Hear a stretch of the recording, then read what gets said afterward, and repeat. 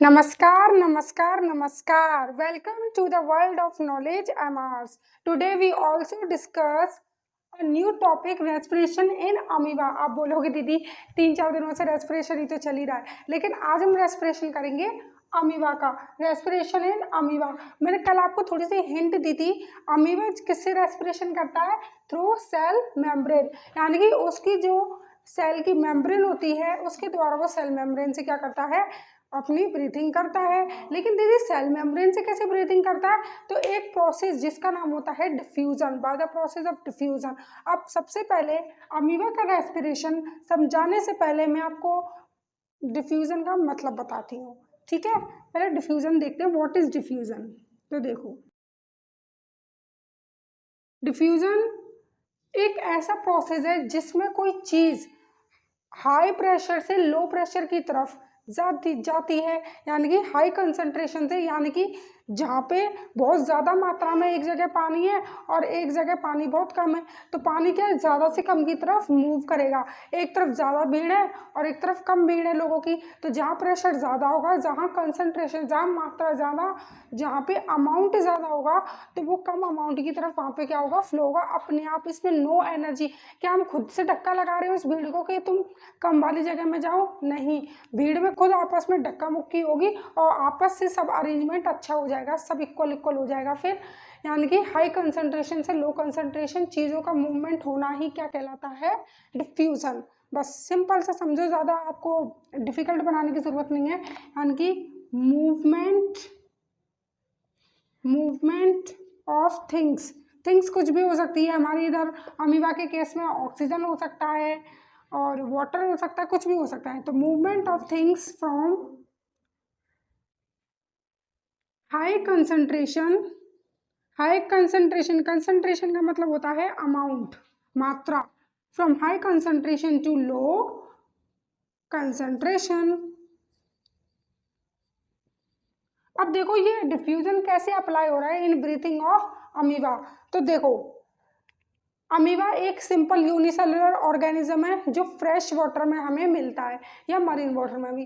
तो देखो, अमीबा के ये मैंने अमीबा बनाया। अमीबा का शेप इरेगुलर होता है, आप कैसा भी डायग्राम बना सकते हो अमीबा का।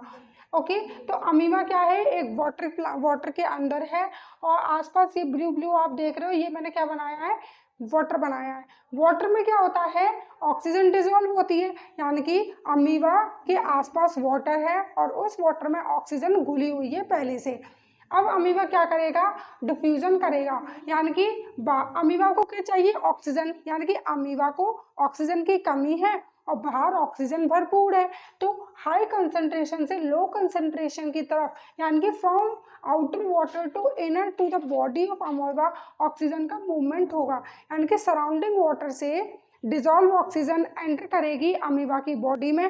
फिर अमीबा की बॉडी में जो ऑक्सीजन आएगी, अब अमीबा तो यूनिसेलुलर है, यानी कि एक सेल का बना है, तो एक सेल का बना होने के कारण इसे एक फायदा मिल जाता है कि जो डिफ्यूजन का प्रोसेस है ना, ये बहुत धीरे धीरे और बहुत ही स्लो प्रोसेस है। सबसे ज़्यादा स्लो प्रोसेस है, सालों लग जाती है अगर किसी मल्टी सेलुलर ऑर्गेनिज्म डिफ्यूजन के द्वारा ब्रीथिंग करे। ये क्वेश्चन है एक इम्पॉर्टेंट, मैं आपको भी बताऊंगी। लेकिन इससे पहले आप ये समझो कि जो हमारा अमीबा है इसकी बॉडी बहुत सिंपल है, एक सेल का बना है। तो डिफ्यूजन जो प्रोसेस है इसके अंदर बहुत ज़्यादा फास्ट तरीके से होता है, इसलिए ये अपनी ब्रीथिंग किससे करता है, डिफ्यूजन से।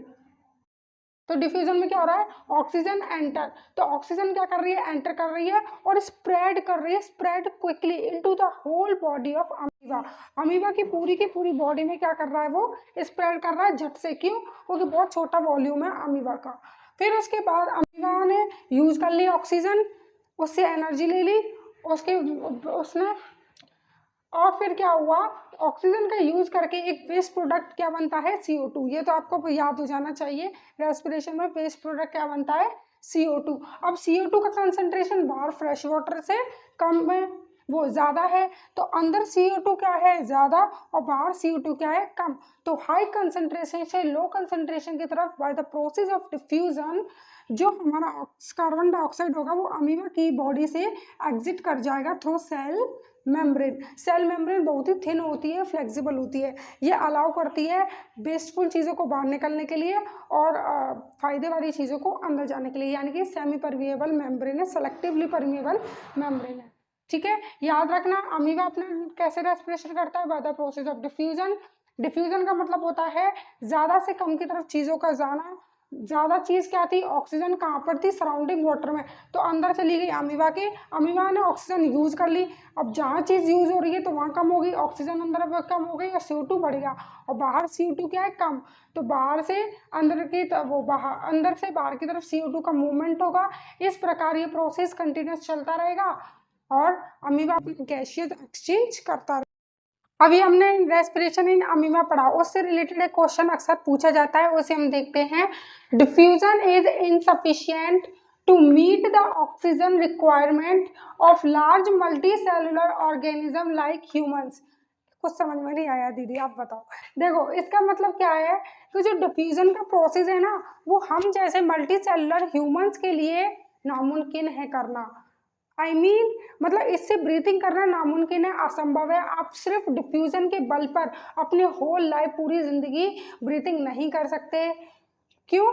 इसका मतलब ये है कि जो अमीबा था वो क्या है, एक यूनिसेलुलर छोटा सा ऑर्गेनिज्म, यानी कि, और डिफ्यूजन बहुत छोटा सा प्रोसेस है और बहुत धीरे धीरे होता है, यानी कि ऑक्सीजन गया अंदर और छोटी सी बॉडी थी तो हाल स्प्रेड हो गया ऑक्सीजन पूरी बॉडी में और उसको मिल गया।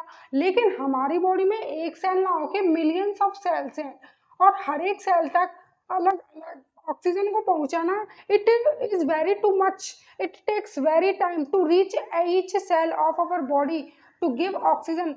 तो हमारी मल्टी सेलुलर ऑर्गेनिज्म के लिए लाखों करोड़ों सेल तक अलग अलग ऑक्सीजन पहुंचाना, वो भी इतने धीरे प्रोसेस से, डिफ्यूजन से, ये बहुत ज़्यादा समय ले लेगा, कम से कम 1 साल।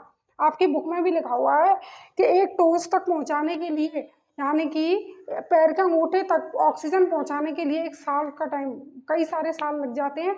इसलिए हम डिफ्यूजन पे के बल पर पूरी होल लाइफ ब्रीथिंग नहीं कर सकते, because the volume of human body is very large and there is very large number of cells and diffusion process is very slow process. It takes very much time to reach oxygen to every cell. It takes lots of time. तो समझ में आ रहा है? तो आप इस because की जगह क्या लिख सकते हो? Because humans have very large volume. Humans का वेरी लार्ज वॉल्यूम होता है and diffusion is very slow process. और डिफ्यूजन क्या पहले से इतना धीरे धीरे होता है और आप उसे इतने लार्ज डिस्टेंस और देर में ट्रैवल करने के लिए तो वैसे ही सालों लग जाएगा। Because humans have very large volume and diffusion is very slow process, it takes lots of time to reach oxygen each and every cell of human body. Note it down, ये बहुत इंपॉर्टेंट क्वेश्चन है, ठीक है, करना इसे। Thank you.